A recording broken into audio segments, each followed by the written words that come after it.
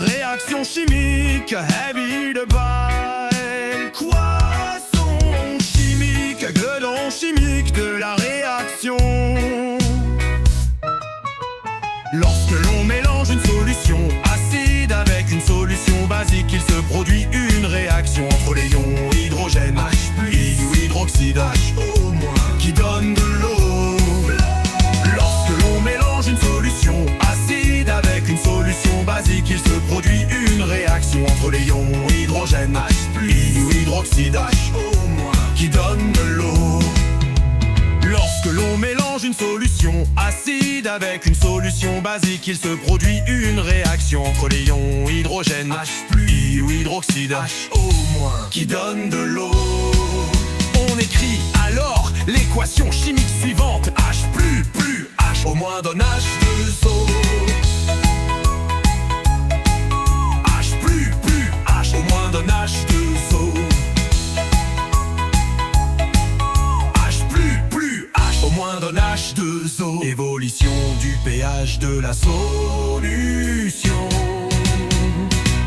Quand on ajoute une solution basique à une solution acide, le pH augmente progressivement. Cela traduit la neutralisation des anhydrogènes par les anhydroxydes. Quand on ajoute une solution basique à une solution acide, le pH augmente progressivement. Cela traduit la neutralisation des anhydrogènes par les anhydroxydes. Quand on ajoute une solution basique à une solution acide, le pH augmente progressivement. Cela traduit la neutralisation des anhydrogènes par les anhydroxydes. Quelle est la réaction chimique entre une solution acide et un métal? Dans un tube à essai, lorsqu'on place de la laine de fer et que l'on ajoute quelques millilitres d'acide chlorhydrique, on observe ceci. Une effervescence se produit à long terme. La laine de fer est attaquée. Le test à la flamme révèle la présence de dihydrogène H2. Le test à la soude révèle la présence d'ion fer 2 F2 dans la solution. Occlusion. Il s'agit d'une transformation chimique entre le fer et les ions hydrogène. Équation chimique en rétion hydrogène, plus d'hydrogène, plus en fer 2.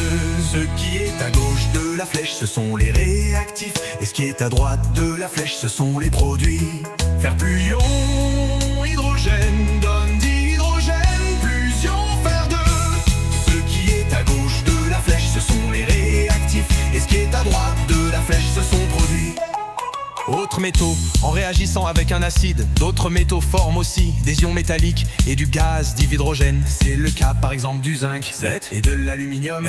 En revanche, un métal qui résiste aux acides comme l'or